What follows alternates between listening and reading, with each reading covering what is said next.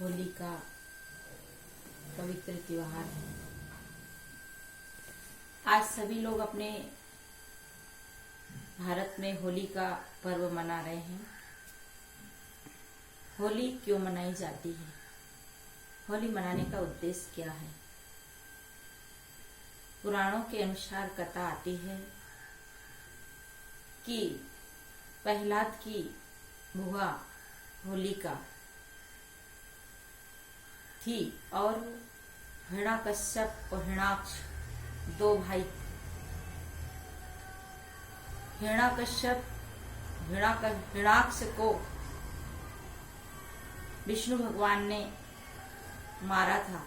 उसका बदला लेने के लिए हिरण्यकश्यप विष्णु भगवान पे जलता था और उसका जलने का कारण यही था कि उसके भाई को हिरण्याक्ष को प्रहलाद के चाचा को विष्णु भगवान ने वरा अवतार में मारा था, ऐसी कथा आती है। और ये प्रहलाद भक्त जो है उनकी भक्ति करते थे, उनका नाम स्मरण करते थे और ये उनके पिताजी हिरण्याकश्यप को पसंद नहीं था। तो हिरण्याकश्यप प्रहलाद को मरवाने के लिए अनेक षड्यंत्र किया। कहते हैं हाथी से कुचलाने का प्रयास किया, समुद्र में फेंक दिया, पहाड़ से गिरा दिया, ऐसी ऐसी उनकी कथाएं आती हैं। परंतु प्रहलाद कहते थे कि मुझे नहीं मार सकते आप, क्योंकि मैं मर नहीं सकता, मुझे नहीं मार सकते। पर वास्तव में सज्जनों, मरता क्या है? मरता हमारा शरीर है। आत्मा अविनाशी है, वो कभी मरती नहीं, उसे कौन मार सकता? गीता भी कहती है कि वो पानी में नहीं गल सकती, अग्नि में नहीं जल सकती, उसे गोला बारूद से नहीं उड़ा सकते। आत्मा तत्व अविनाशी तत्व है, वो नहीं मर सकता। पर लोग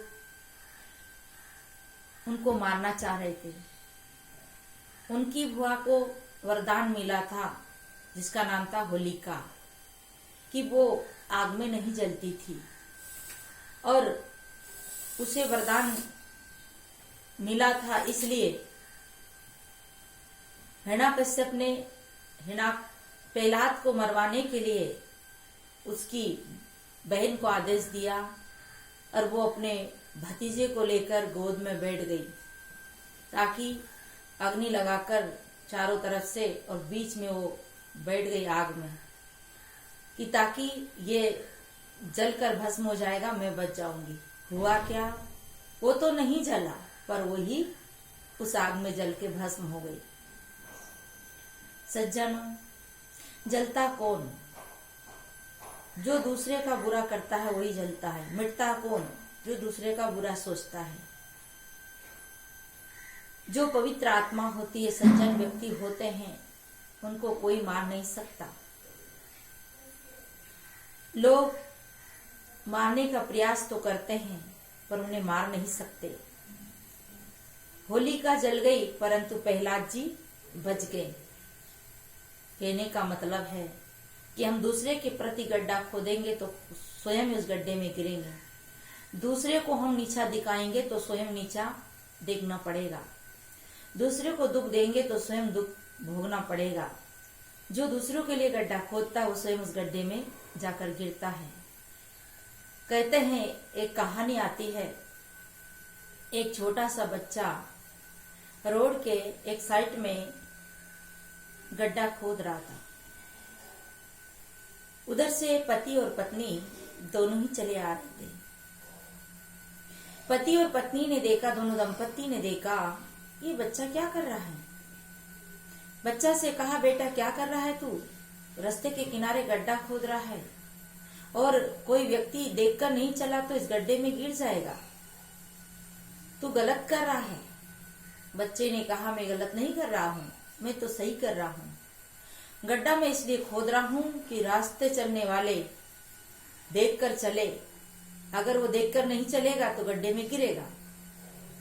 मैं इसलिए गड्ढा खोद रहा हूं कि रास्ता चलो, आउट मत चलो, गलत मत चलो। अगर गलत चलोगे तो गड्ढे में गिरोगे। ये गड्ढा कहता है कि जो रास्ता छोड़ के चलेगा वो गड्ढे में गिरेगा।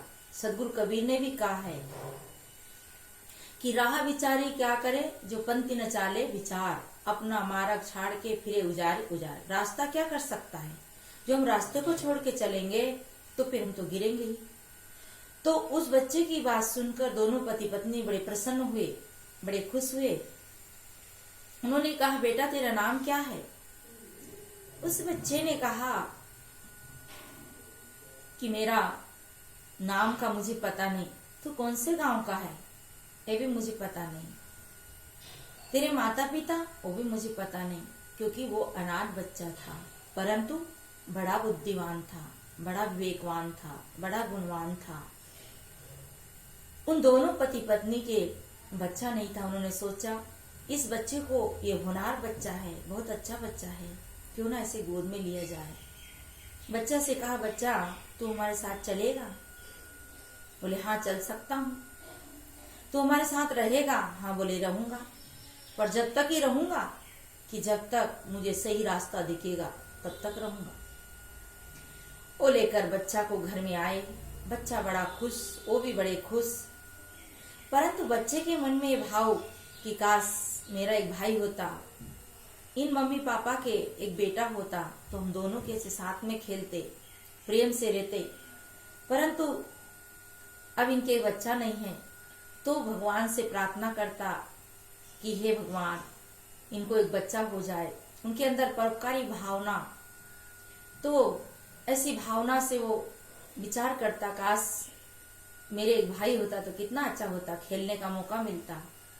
सहयोग की बात थी, समय की बात थी, उनकी कोख में बच्चा आ गया। एक बच्चा का जन्म हुआ। बड़े खुश हुए दोनों दंपत्ति, सब लोग खुश हुए, वो भी बहुत खुश हुआ। धीरे धीरे बच्चा हुआ, बच्चा बड़ा हुआ, पालन किया, लालन किया। दोनों बच्चे साथ में खेलते कूदते मस्त रहते, बहुत आनंद घर में, खुशी घर में। उस जो नया बच्चा जन्मा, उसका जन्म दिवस मनाने का दिन आया, उसका बर्थडे आया।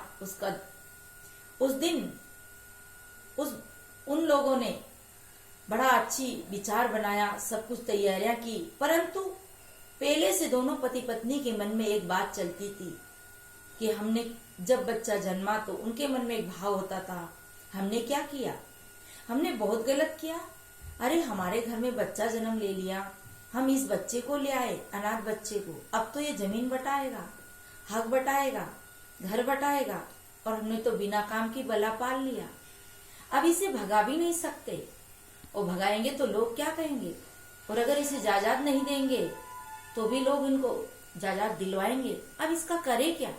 दोनों के मन में पाप आया, एक काम करो, इसे आज जन्म दिवस के मौका है, अपन को कोई जानेगा भी नहीं, और अपन एक काम करते हैं कि इन्हें मरवाने का कुछ योजना बनाते हैं। उन्होंने कुछ दुश्मनों को फूल के बगीचे में भेज दिया। कहा एक बच्चा आएगा फूल लेने, उसे तुम मार देना। और वो वही हुआ। जब उस दिन जन्म दिवस की तैयारियां हो रही थी तो उस बड़े बच्चे से, जो गोद में लिया बच्चा से कहा, बेटा जाओ, आज तेरे भाई का जन्म उत्सव है, फूल की जरूरत पड़ेगी, तुम जाओ बगीचा से जाकर फूल ले आओ, आज अपने घर में बहुत खुशी है, खुशी का माहौल है। बच्चा फूल लेने जाता है। वो फूल लेने जा रहा था, वो छोटा बच्चा रास्ते में खेल रहा था। छोटा बच्चा कहता है, भैया कहाँ जा रहे हो? कहा आज मम्मी ने पापा ने मुझे फूल लेने भेजा है, मैं फूल लेने जा रहा हूँ। उनने कहा कि भैया तुम यहाँ दोस्तों के साथ खेल लो, मैं जाता हूँ फूल लेने। वो छोटा बच्चा बड़े भैया को खिलाने में लगा गया, खिलौना पकड़ा गया और छोटा भैया फूल लेने चला गया। ये तो दोस्तों के साथ खेलने लगा, और ये जब छोटा गया फूल लेने, दुश्मन खड़े थे, उसको मारकर 4 टुकड़े कर दिए, मार के गिरा दिए और उसको टुकड़ा टुकड़ा कर दिया। जब ये खेल कर लौटा तो कहा फूल नहीं लाया? उसने कहा फूल तो छोटा भैया लेने चले गया, मैं खेल रहा था, वो नहीं माना और मैं जाऊं फूल लेने तो वो चला गया। दोनों ही पति पत्नी छक्के से खड़े रह गए। ओहो क्या हुआ, पता नहीं क्या हुआ। जाकर देखे, दौड़ के गए, बहुत देर हो गई अब तक नहीं आया। पता तो चल गया था, पाप करने वाले को पता चल जाता है। गया तो देखते हैं कि वहां वो मुर्दा पड़ा था, मरा पड़ा था।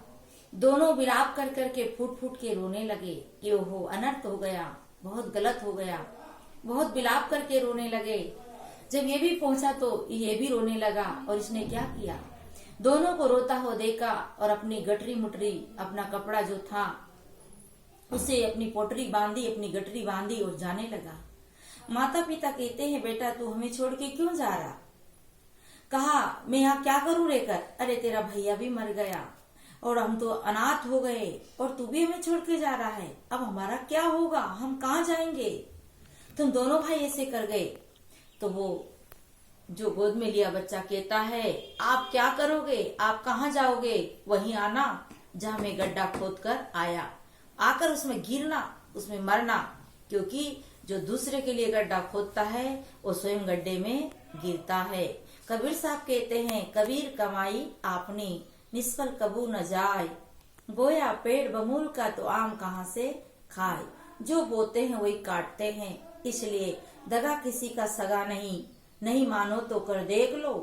दगा किसी का सगा नहीं, नहीं मानो तो कर देख लो। जिन लोगों ने दगा किया है उन लोगों का घर देख लो। शक्कर दे शक्कर मिले, टक्कर दे टक्कर मिले, नेक का बदला नेक दे, नहीं तो कर देख ले। औरों को शक्कर देता है वो खुद ही शक्कर खाता है, औरों को डाले चक्कर में वो खुद ही चक्कर खाता है। 4 वेद 6 शास्त्र में बात मिली है दोई, 4 वेद 6 शास्त्र में बात मिली है दोई, सुख दीना सुख होते, दुख दीना दुख होत।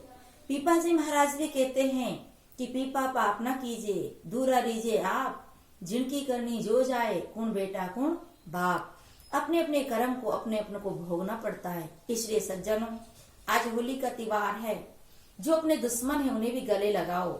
और हमें होली लकड़ी को इकट्ठा करके और सेमल की झाड़ को गाड़ करके उसे जलाना नहीं है, हमें तो अपनी बुराइयों को जलाना है, अपनी अज्ञानता को जलाना है, ज्ञान की अग्नि प्रकाशित करना है, प्रेम हृदय में उपजाना है, करुणा दया, सबके प्रति श्रद्धा भाव हो, सबके प्रति स्नेह हो। दुश्मन भी आज दोस्त बना लेना है, यही होली का त्योहार है। हम रंग गुलाल ना खेल करके हम एक दूसरे के गले मिले, एक दूसरे से प्रेम करें, एक दूसरे के प्रति सद्भाव व्यक्त करें, यही होली मनाने का त्योहार है। और देखिए होली से ये शिक्षा लेना चाहिए कि होली का अपने भक्त भतीजे को जलाने लगी तो स्वयं ही जल गई। जो भक्तों को परेशान करते हैं, संतों को परेशान करते हैं, दुख देते हैं, भक्त आत्माओं को, पवित्र आत्मा को, वो स्वयं दुख भोगते हैं और स्वयं उसमें जलते हैं, दुख में, कष्ट में। इसलिए हमें किसी को दुख नहीं देना चाहिए, किसी को पीड़ा नहीं देना चाहिए, यही होली का त्योहार है। इन्हीं शुभकामनाओं के साथ मैं अपनी वाणी को विराम लेती हूँ।